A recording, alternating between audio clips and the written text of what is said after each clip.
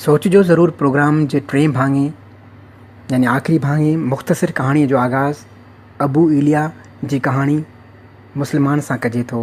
त पेश कजे थी अॼु जी मुख़्तसिर कहाणी मुस्लमान। न न, असां मुस्लमान आहियूं, इन अंग्रेज़ाणी सां तुंहिंजी शादी कोन करणु ॾींदासीं। फवाद जी माउ मूं ॾांहुं निहारींदे खेसि दड़का ॾींदे चयो। फवाद स्काइप ते वीडियो चैट दौरान पंहिंजी माउ खे असांजी शादीअ जी ख़बर ॾेई राज़ी करण जी कोशिशि करे रहियो हो। पर मोम जेन हाणे मुस्लमान थी चुकी आहे, हुन जो नालो हाणे जन्नत आहे। मां हुन सां शादी करे चुको आहियां। फवाद मूं ॾांहुं निहारियो ऐं पंहिंजी माउ खे मञण जी कोशिशि कई।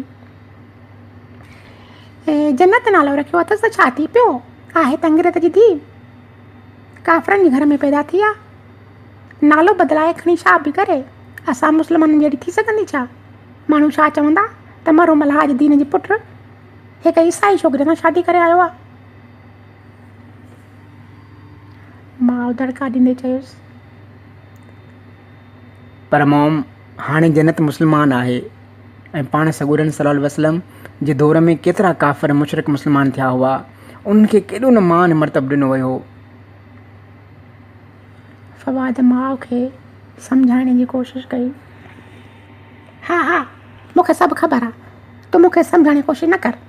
असां तोखे लंडन पढ़ण लाइ मोकिलियो हो, शादी करण लाइ। हाणे शराफ़त सां पढ़ाई ऐं छोरी छॾे जल्दी वापसि अचो त बाक़ी तुंहिंजी रहियल पढ़ाई ऐं शादी जो शौक़ु हिते था पूरो कयूं। माउ कावड़ मां चयुसि ऐं काल कटे छॾियईं। मां बुत बणिजी ॿिन्हिनि जो बहस ॿुधी रही हुयसि। फवाद हिकदमि मूं ॾांहुं निहारियो, मूंखे परेशान ॾिसी कुल्हे ते रखंदे चयईं, तूं परेशान न थी जन्नत, सभु ठीकु थी वेंदो। पर मुंहिंजी परेशानी वधंदी वई हुई।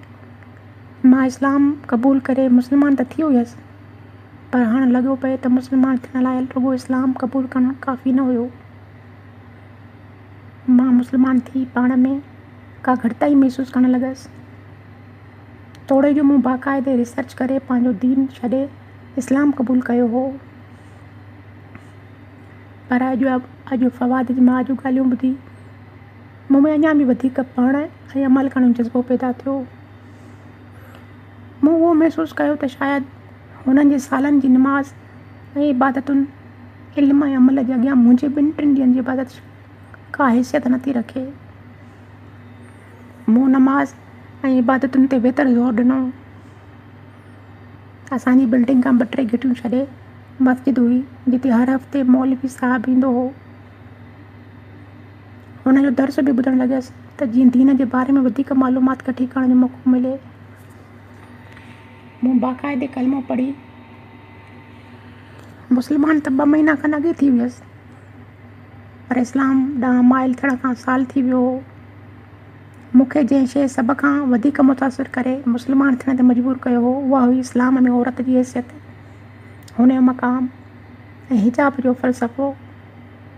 मुंहिंजी फैमिली कैथोलिक क्रिश्चन हुई, पर क्रिश्चनिटी असांजे घर में सिर्फ़ु हिकु सकाफ़त तौरु नज़र ईंदी हुई। बाक़ी अमल में सभु एथियस्ट हुआ। ख़ासि करे मुंहिंजो पीउ हिकु आज़ादु ख़्यालु इंसानु हो। हू एतिरो त आज़ादु ख़्यालु हो जो पाण आज़ादीअ सां हिक न ॿिए ॾींहुं कंहिं दोषी सां खे घर वठी ईंदो हो। पर वरी जे ज़ाल खे कंहिं ऑफिस जे वर्कर सां गॾु कॉफ़ी शॉप ते या कंहिं पब्लिक प्लेस ते ॾिसी वठंदो हो त रोई अची असांखे दांह ॾींदो हो। हुनखे जे कुझु करे न सघंदो हो त पाण खे शराब जे नशे में धुत करे 2-3 ॾींहं दुनिया खां लातालुक़ थी वेंदो हो। असांजे घर में हर महीने 2-3 पार्टियूं थींदियूं रहंदियूं हुयूं। कॾहिं पापा जे स्टाफ जी ट्रीट, त कॾहिं मामा जे दोस्तनि जी, कॾहिं कंहिंजी सालगिरह, त कॾहिं कंहिंजी प्रमोशन जी ख़ुशीअ में। पार्टियुनि जो बहानो खणी कहिड़ो बि हुजे, मक़सदु हिकु ई हूंदो हो त पंहिंजी औरतुनि खे ॿियनि सां नचाए, ॿियनि जी औरतुनि सां पाण आज़ादी सां नचणु। मूंखे अहिड़ियुनि पार्टियुनि खां सख़्तु चिड़ हुई, ख़बर नाहे छो। शुरूअ खां वठी मूंखे ईअं औरत जे मर्दनि जे साम्हूं नचणु सफ़ा न वणंदो हो। ख़ैन हिकु रांदीके वांगुरु मर्दनि खे मसरूर कंदे ॾिसी पंहिंजी औरत हुजण ते शर्म ईंदो हो। ईअं भाईंदी हुयमि ॼण मां बि जाहिलियत जे दौर में कंहिं रूमी एम्पायर जी ग़ुलाम हुजां। मामा ही छा आहे, छो असीं मर्दनि जे साम्हूं जिस्मी नुमाइश ऐं बेहूदा डांस पिया कयूं। हिन तरीक़े सां त बादशाह ग़ुलामनि ऐं क़ैदियुनि ऐं रंडियुनि खे नचाईंदा हुआ, पर असां पाण उहो कमु पिया कयूं। मां पंहिंजी माउ खां पुछियो। स्वीटार्ट, उहो दौरु वियो, हाणे औरत ऐं मर्द सभु बराबरि आहिनि। ॾिसी न पई त मर्द बि असां गॾु पिया नचनि। पर मॉम, उहा कहिड़ी बराबरी आहे त सख़्तु सर्दीअ जे मौसम में मर्द मुकमिल गरम लिबास में ऐं औरत वरी तमामु मुख़्तसिर लिबास में। मूं मॉम खां पुछियो। चरी औरत हुस्न आहे ऐं हुस्न खे ज़ेबाई ऐं ॾेखार ठहंदो आहे। मर्द में हुस्न को थोड़ी आहे, उन में शुजाउ आहे। शुजात खे ॾेखार जी ज़रूरत न हूंदी। उन मां उहो साबित थियो त मर्द औरत खे तस्कीन जो सामान सम्झी इस्तेमालु थो करे, भले खणी उहा जहालियत जे दौर में बादशाह जी दरबार में हुजे या मॉडर्न दौर जे क्लब में हुजे, या वरी का सोशल पार्टी, या वरी औरत बि हर दौर में मर्द अॻियां पाण खे तस्कीन ॾींदड़ शइ तो रही पेश कयो आहे। कॾहिं ग़ुलामीअ जी ज़ंजीरुनि करे, त कॾहिं मुआइश जे लालच में, त कॾहिं बराबरी जे दोखे में। मर्द जे वहिंवार खे वाज़िब कंदे चयोमांसि, जैन, तूं नथी सम्झी, उन में का ज़ोर ज़बरदस्ती न आहे। जंहिंखे ॻाल्हि नथी वणे त न करे, हू कंहिंखे आज़ादी आहे, वणेसि त डांस करे, वणेसि त न करे। मॉम, मूंखे हिकु ॻाल्हि त ॿुधाए, जेकॾहिं को मुक़दस माउ मेरी खे या मुक़दस पुटु जेसिस क्रिस खे नथो वञे, त छा उहो ज़ोर ज़बरदस्ती ऐं कंहिं दॿा करे नथो वञे? मूं खांसि पुछो। अक़ीदा परस्ती न आहिनि मड़िया वेंदा, उहे अकुल, फ़हद ऐं साञा जी ग़लति ऐं सही इस्तेमालु मुताबिक़ ठाहिया वेंदा आहिनि। हुन पंहिंजो मौक़िफ़ वाज़िब कयो। उन मां उहो साबित थियो त नाफ़हमी, कम अक़ली ऐं जहालत करे असां आज़ादीअ जे नाले ऐं ग़ुलामीअ वारी ज़िंदगी बि गुज़ारे सघूं था। मूं ग़ुलामीअ जे क़बर मथां चाढ़ियल आज़ादी चादर छिके लाहिण जी कोशिशि कई। सही चवंदो आहे तुंहिंजो पीउ त तुंहिंजो फ़लसफ़े में मास्टर करण जो फ़ैसिलो बिल्कुलु ग़लति हो। उन खां भलो हो त तूं कंप्यूटर साइंस में दाख़िला वठी आ। संदसि दलीलूं मुंहिंजे फ़लसफ़े जी डिग्रीअ ते अची ख़तमु थींदियूं हुयूं।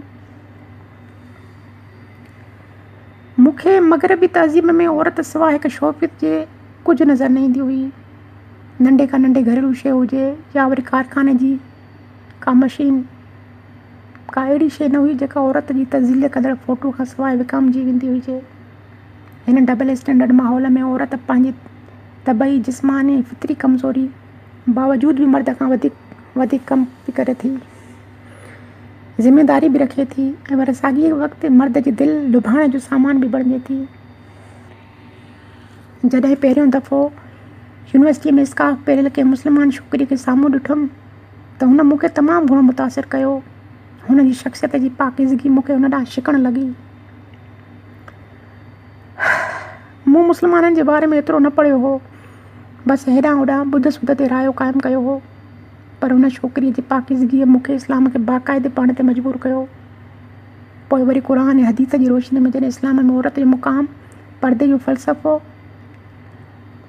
मुहरम नामुहरम जूं हदूं, औरत ऐं मर्द जे रिश्तनि मुताबिक़ तइ थियल ज़िम्मेवारियुनि खे पढ़ियमि त बहितर इस्लाम ॾांहुं झुकाव वधी वियो।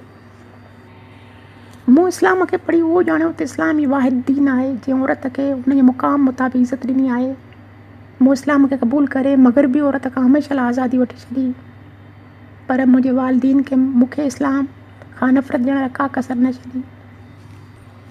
कॾहिं कंहिं दहशतगर्द खे सिंबल ठाहे मुस्लमाननि खे दहशतगर्द इंतिहा पसंदि साबित कनि, त वरी कॾहिं कंहिं क्लब में डांस कंदड़ मुस्लिम छोकिरी ॾेखारे मुस्लमाननि खे बि पाण जहिड़ो साबित कनि, पर मां हुननि जे ॾटनि में अचण वारी न हुयसि, छाकाणि त मूं सिर्फ़ु मुस्लमाननि खे ॾिसी इस्लाम क़बूल न कयो हो, पर इस्लाम खे ॾिसी मुस्लमान थियो हुयसि। मूं सची दिलि सां इस्लाम खे पंहिंजी दिलि में जॻह ॾिनी हुई ऐं फ़वाद सां शादी करणु, हुननि खां हमेशह लाइ जिंद छॾाइण जो फ़ैसिलो करे वरितो हो।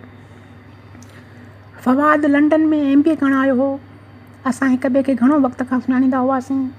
हिकु यूनिवर्सिटी में हुअण करे असांजी दोस्ती अॻ में हुई, पर वरी इस्लाम क़बूल करण खां पोइ फ़वाद मुंहिंजे लाइ ऐं मां फ़वाद लाइ वधीक अहमियत जोॻा थी वियासीं। फ़वाद मूंखे दीनी मालूमात में खणी का एॾी सपोर्ट न कई हुई, पर मुंहिंजे इस्लाम ॾांहुं सफ़र जे हर क़दम ते मुंहिंजो साथ ज़रूरु ॾिनो हुआईं। मुंहिंजे मुस्लमान थियण खां अॻु फ़वाद बि हिते रहंदड़ मुस्लमान वांगुरु हितां जे रंग में रंगियल हो। मूंसां गॾु हक़ जी तलाश में डोड़ींदे हिन पंहिंजी हक़ीक़त बि ॻोल्हे वरिती हुई। पोइ जीअं ई मूं इस्लाम क़बूल कयो, हुन मूंखे शादीअ लाइ प्रपोज़ कयो। मां हुन सां गॾु हिकु नई पाकीज़ा ज़िंदगी गुज़ारण जा ख़्वाब ॾिसणु लॻी हुयसि। शादी खां अॻु में मूं सिंधी सिखणु शुरू करे छॾी हुई। ॻाल्हाइण एतिरो न पियो अचे, पर सम्झी घणो कुझु वेंदी हुयसि। मुंहिंजी ख़ुशीअ जी का इंतिहा न हुई। मूंखे ॼण त यकीन ई न ईंदो हो त मां हिन माहौल मां निकिरी हिकु पाकीज़ा माहौल में रहंदसि, जिते मुंहिंजे चौधारी मुस्लमान मोमिन सोबत जो बरकतूं ऐं मुंहिंजे मथां इस्लामी मुआशरे नूर लाटूं करे वसंदो। हिन बेरा रवी वारे माहौल, बेहूदा कल्चर ऐं औरत जे इस्तेहसाली निज़ाम मां जान छुटी वेंदी। मुंहिंजी दिलि चवंदी हुई त जेकर हाणे ई उॾी वञी पाकिस्तान पहुचां ऐं फ़वाद जी फैमिली सां रही पंहिंजे एतिरनि सालनि जी बेपर्दगी बेहयाई वारी ज़िंदगी जो सालो कयां। पर अॼु फ़वाद जी माउ जूं ॻाल्हियूं ॿुधी मां थोरो परेशान थी वियसि। ख़बर त पई हुयमि त हू हिकु जेतोणीकि फ़वाद हुननि खे यकीन ॾियारो हो, पर हू हिकु अहिड़ी औरत क़बूल कंदा बि अलाए न, जंहिंसां सालनि जी बेहयाई ऐं बेदीनी हिकु न विसरंदड़ यादि जीअं साण हुजे। जेतोणीकि फ़वाद मूंखे यकीन ॾियारियो हो त हू घर वारनि खे राज़ी करे वठंदो, पर उन बावजूद बि मां पंहिंजे वजूद मां हर उन नक्श खे मिटाइण जी कोशिशि करणु लॻसि, जंहिंमां मुंहिंजे माज़ीअ जी का झलक नज़र न अचे। मूं पाण खे इस्लाम जे हर अहिड़े त रंग में रंगे छॾियो हो जो उन खां अलावा हर रंग बेरंग ऐं बेरोनक लॻणु लॻो। असांजी मास्टर्स पूरी थियण ताईं फ़वाद पंहिंजे घर वारनि खे राज़ी करे वरितो हो। बसि रुॻो हुन लाइ उहा शर्त रखी हुयसि त हू निकाह पाकिस्तान में ॿीहर विझंदा। मूंखे सम्झ में न आयो त निकाह मथां निकाह कीअं पवंदो, पर मुस्लिम माहौल में वञण जी शौक़ु मुंहिंजे हर सुवाल खे ज़हन मां कढी ॿाहिरि फिटो करे छॾियो।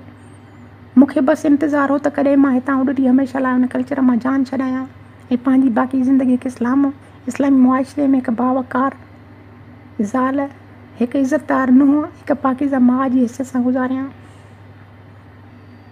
नेठि उहो ॾींहुं अची वियो। पाकिस्तान टिकेट्स असांजे हथ में हुयूं। मुंहिंजी ख़ुशीअ जी का बि हद न हुई। मूंखे सम्झ में न पियो अचे त मां कीअं फ़वाद जी फैमिली आॾो थींदसि। मूं स्कार्फ ऐं कारी चादर सां पाण खे ढके वरितो हो।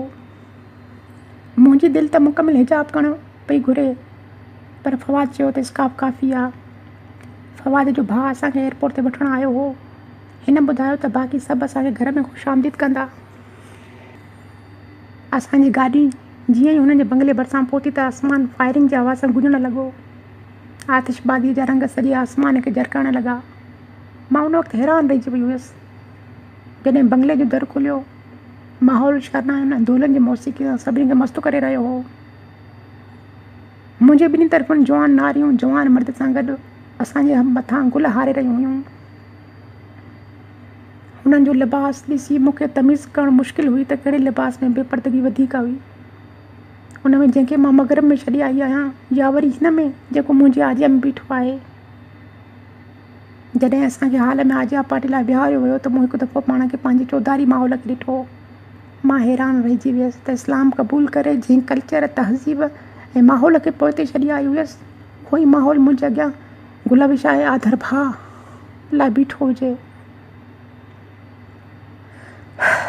मां ॼाणा पई त मग़रब पंहिंजी तहज़ीब जो शिकार हर मुल्क, हर आइडियोलॉजी खे कयो हो ऐं पाकिस्तान उनजो ख़ासि शिकार हो, छो त मग़रब उहो ॼाणे वरितो हो त हीउ दौरु तहज़ीबुनि जंग जो दौरु आहे ऐं हिननि खे सभ खां वधीक ख़तरो इस्लामी तहज़ीब खां ई आहे। पर घटि में घटि मां फ़वाद जे घर खे उन यलगार खां बचियलु सम्झो पिए। उन करे बि त फ़वाद कॾहिं बि मूंखे पंहिंजी फैमिली जी उहा तस्वीर न ॾेखारी हुई। शायदि हुनखे भउ हो त किथे मुंहिंजे ज़हन में ठहियल इस्लामी तस्वीर न भॼी पवे, या वरी मुंहिंजा इस्लाम ॾांहुं ठहियल क़दम न रुकिजी वञनि। थोरी देरि में इंडिया जी अहिड़नि गाननि जा साज़ हाल में गुंजण लॻा जिन खे ॾिसी मग़रिबी कल्चर बि शर्म मां अखियुनि ते हथु रखी छॾींदो हो। जिन गाननि जो ॿुधण ते इख़लाक़ी क़दरनि खे लताइण लाइ काफ़ी हुयूं, उन्हनि गाननि ते छोकिरा ऐं छोकिरियूं पंहिंजी डांस जा करतब ॾेखारे इख़लाक़नि जे ताबूत खे आख़िरी कोको हणी हमेशह लाइ दफ़न करे रहिया हुआ। जीअं त मां हुननि जे पाण में रिश्तनि खां अणवाक़ुफ़ु हुयसि, उन करे उहा ख़बर न पई पए त केरु कंहिंजो मुहरम हो ऐं केरु कंहिंजो नामुहरम। पर हुननि जूं डांसूं हरंदा हंधु लताड़े रहियूं हुयूं, जेके मुहरम ऐं नामुहरम मुक़ररु थियल हुयूं। मूंखे सम्झ में न पियो आयो त मां हुननि जी हरकतुनि खे ॾिसी इस्लाम लाइ रायो क़ाइमु कयां या इस्लाम जी उसूलनि खे ॾिसी हुननि जी मुस्लमानियत का फ़तवा ॾियां।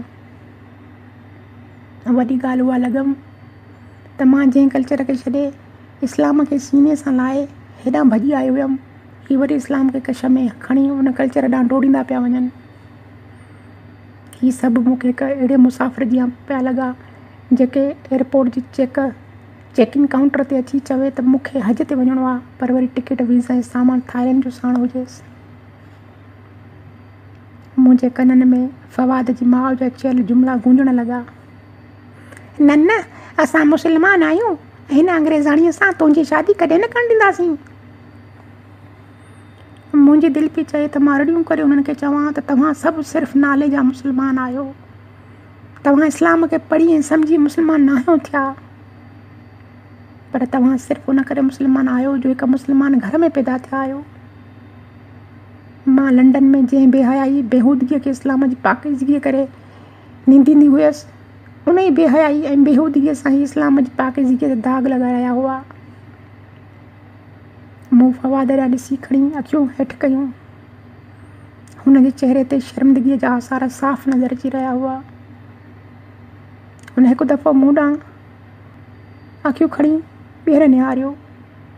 हुन जे अखियुनि में पंहिंजी बेवसीअ जा आसार ऐं मुंहिंजे विञाइण जो डपु पधिरो हुयो। मूं हुन जे हथ ते हथु रखी चयो, फवाद तूं परेशान न थी, सभु ठीकु थी वेंदो। मूं उहो सोचियो हो त जंहिं कल्चर खां जान छॾण लाइ जेको सफ़र पंहिंजे घर खां शुरू कयो हो, उहो शायदि फवाद जे घर पहुची ख़तमु थींदो, पर हिते पहुची उहो ॼातमि त असल सफ़र त शुरू ई हितां थींदो। अॼु जो प्रोग्राम पंहिंजी पुॼाणीअ ते पहुतो। राय पैगाम या पंहिंजूं सजेशन्स माण्हुनि लाइ असांजी ईमेल एड्रेस आहे info@radiovoiceofsindh.com। ईंदड़ हफ़्ते ताईं साहिब ख़ान खे ॾींदा इजाज़त, मोकिलाणी नाहे सदाईं गॾु। अवां जी समातुनि ताईं radio voice of Sindh London